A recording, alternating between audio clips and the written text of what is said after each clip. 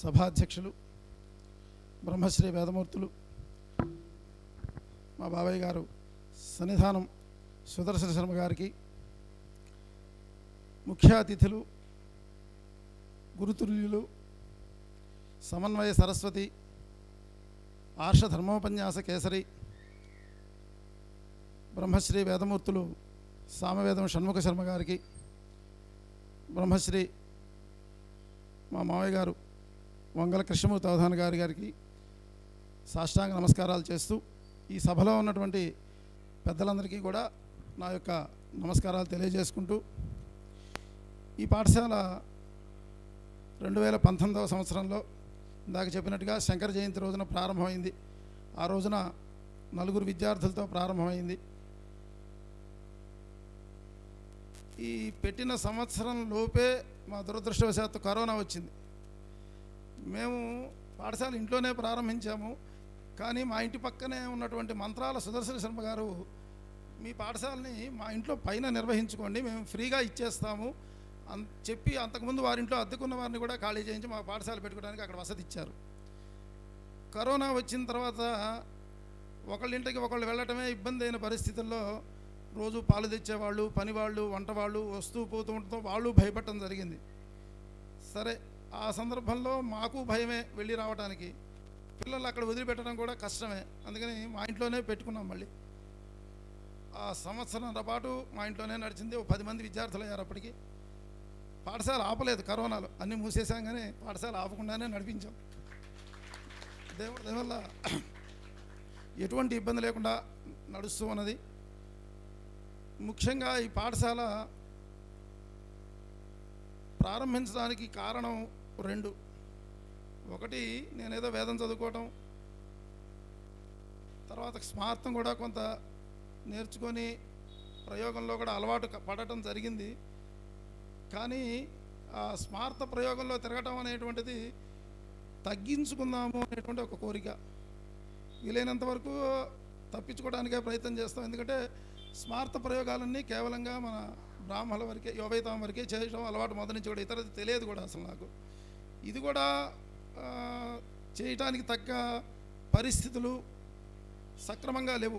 మన వాళ్ళల్లో కూడా దాని యందు శ్రద్ధాశక్తులు తక్కువగా ఉండటం, మనం వెళ్ళి కూర్చొని వాళ్ళు బతిలాడటం, కారణాలు అనేకం. ఇక్కడ సభాముఖంగా చెప్పాల్సినవి కాదు, కానీ తగ్గించుకుందాం అనేటువంటి కోరిక అయితే ఉన్నది. కానీ జీవనానికి అది కూడా ఒకటి అవసరమే, అది కూడా ఉన్నది. ఆ సమయంలో ప్రకాష్ గారు నాకు ఒక మంచి అవకాశాన్ని ఇచ్చారు, ఒక బాధ్యత పెట్టారు నాకు. ఆయన వేద పాఠశాల నిర్వహించాలి అని కోరిక, కానీ వారికి దాంట్లో పూర్తి సాధ్యాసాధ్యాలు, కష్టసుఖాలు ఆయనకు అంతగా తెలియవు. ఆ బాధ్యత నా మీద పెట్టారు. నాకు అది ఒక అవకాశం లాగానే అనిపించింది. ఎందుకంటే ఆ బయట పనులు తగ్గించుకుంటే తప్ప ఒక వేద విద్యార్థికి న్యాయం చేయలేము మనం. ఒక విద్యార్థికి పాఠం చెప్పాలి అంటే ఏదో గంటసేపు చెప్పేసి మీకు తంటానే బయట తిరుగుతాను అంటే కష్టం. అందుకని బయట పనులు తగ్గించుకోవడానికి ఇది ఒక అవకాశం అవుతుందనే భావంతో దాన్ని మేము ఒప్పుకొని అప్పటి నుంచి ప్రారంభం చేశాం. అంతకన్నా దీనికి ముందు నేను అధ్యయనం చేసే రోజుల్లో మా గురుగారు వంగల రామ్మూర్తి ఘనపాటి గారు, బ్రహ్మశ్రీ వేదమూర్తులు, ఆయన యొక్క జీవనమే మాకు ఆదర్శం. నిస్వార్థమైన నిరాడంబరమైనటువంటి జీవనం. ఆయన ఒక్కరే ఒక పల్లెటూళ్ళలో ఉంటూ కుంపటి మీద భోజనం వండుకొని, ఆయనంత స్వయంగా వండుకొని భోజనం చేస్తూ ప్రత్యేకంగా మాకు పాఠం చెప్పారు. నా ఒక్కడికే పాఠం. నాకు వారాలు ఇప్పించారు ఆయనే నా బదులు వారాలు వెళ్ళి వాళ్ళ విద్యార్థి వస్తున్నాడు మీ ఇంటికి అని చెప్పి వచ్చిన రోజులు కూడా ఉన్నాయి. అటువంటి స్థితిలో వారు నాకు అధ్యయనం చెప్పారు. అయితే ఆ అధ్యయనం చెప్పే సమయంలో వారు నన్నేమీ కోరల. ఎప్పుడూ మా చేత చిన్న పని కూడా చేయించుకునేవారు కాదు. అయితే చివరిలో ఒక మాట చెప్పారు, మీరు నాకు ఇచ్చేది ఏంటి అంటే ఇంకొకటి తయారు చేయటమే అని. అయితే నాకు కుదరలేదు. నాకు ఉండబడేటువంటి కుటుంబ పరిస్థితుల దృష్ట్యా కుదరలేదు. కానీ ఎప్పుడూ ఒకళ్ళు విద్యార్థిని ఇంట్లో ఉండుంటే వాళ్ళే కానీ తప్ప ఇంతమందిని పెట్టుకొని ఇంతమందితోటి ఆర్థికమైనటువంటి సమీకరణ చేసుకొని పాఠశాల నిర్వహించేంత స్థితి లేదు. అదృష్టవశాత్తు ఆ బాధ్యత నాకు లేకుండా మొత్తం ప్రకాష్ గారు చూసుకోవటం వల్ల నాకు ఆర్థికపరమైనటువంటి ఇబ్బంది లేకుండా పాఠశాల నడవడానికి వారు ముఖ్య కారణం.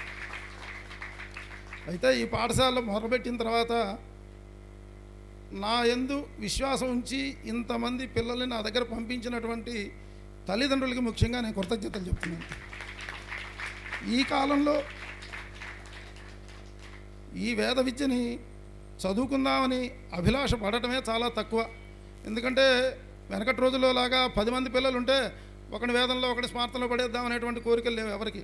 ఉన్నదే ఒకళ్ళో ఇద్దరో వాళ్ళని ఏదో డాక్టర్ చేద్దామా ఇంజనీర్ చేద్దామా అనేటువంటి భావనలో ఉండేటువంటి రోజుల్లో వాళ్ళ పిల్లల్ని వేదం చెప్పిద్దాము స్మార్తం చెప్పిద్దాము అని తీసుకొచ్చి ఈ పాఠశాలలో చేర్పించడం అనేటువంటి కోరిక ఏదైతే ఉందో ఆ తల్లిదండ్రులకి, ఆ కోరికకి నేను వారికి శిరస్సు ఉంచి పాదాభివందనం చేస్తున్నాను. అంతేకాక ఈ పాఠశాలలో చేరినటువంటి ప్రతి విద్యార్థి కూడా చదువుతో పాటు కూడా సంస్కారం కూడా బాగా ఉండాలి అనేటువంటి ఒక కోరిక. వాళ్ళందరికీ నిత్య సంధ్యావందనం అది ఎట్టి పరిస్థితుల్లో లోపం లేకుండా చేయాలి అనేటువంటి ఉద్దేశంతో మేము నేర్పుతున్నాం. వేదంతో పాటు స్మార్తం కూడా నేర్పాలి అని ఒక కోరిక. స్మార్తం అనేటువంటిది ఈ రోజుల్లో చాలా క్లిష్టమైనటువంటి స్థితిలో ఉన్నది. ఎందుకంటే వివాహోపనయనాలు చేయించడం అనేటువంటిది సామర్థ్యంతో ఉన్నవాళ్ళు చాలా తక్కువ మంది ఉన్నారు. ఉన్నవాళ్ళు కూడా చెయ్యాలి అనుకున్నప్పటికీ కూడా చేసేటువంటి పరిస్థితులు లేకుండా ఉన్నాయి.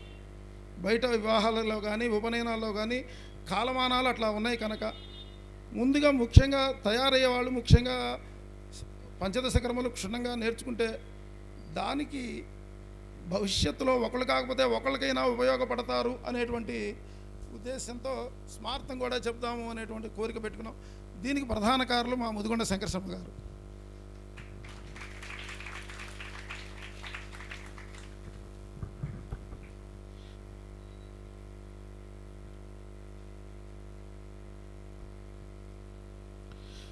నేను అధ్యయనం అయిన తర్వాత ఈ హైదరాబాద్ వచ్చిన తర్వాత ఆయన ప్రోత్సహించి మన వాళ్ళల్లో కార్యక్రమాలు యథావిధిగా జరగాలి అంటే మీలాంటి వాళ్ళు ముందుకు రావాలి, స్మార్తం చక్కగా చేయించాలి అని ఆయన ప్రోత్సహించి అనేకమైనటువంటి విషయాలు తెలియపరిచి ఆయన నన్ను ఈ వైదికంలో ఈ స్మార్త కార్యక్రమంలో ఉండేటువంటి స్థితిని కల్పించారు. ఆయన తద్వారా కొంతమంది పరిచయాలు కలిగినాయి. వాళ్ళందరి యొక్క ఆదరాభిమానాలతో జీవనం అనేటువంటిది ఎటువంటి లోపం లేకుండా నడుస్తూ ఉన్నది. అందువల్ల శంకరశర్మ గారు నాకు ఎప్పుడూ కూడా చిరస్మరణీయులు. సరే, ఈ పాఠశాలలో మేము గత 7-8 సంవత్సరాలుగా నిర్వహిస్తున్నప్పటికీ కూడా చిన్న చిన్న ఇబ్బందులు చిన్న చిన్న అవాంతరాలు వచ్చినప్పటికీ కూడా భగవదనుగ్రహం వల్ల పెద్ద పెద్ద సమస్యలు అంటూ ఏం రాలేదు ఇంతవరకు. ఇక ముందు కూడా ఏమీ రాకుండా ఉండాలి అని ఆ భగవంతుని కోరుతున్నాను. ఈ సంవత్సరం వార్షికోత్సవంలాగా చేద్దామని ఒక కోరిక. ఎందువల్ల అంటే ఈ పాఠశాలలో ఒక 7 స్మార్తం పంచదశ కర్మలు పూర్తి చేసుకున్నారు.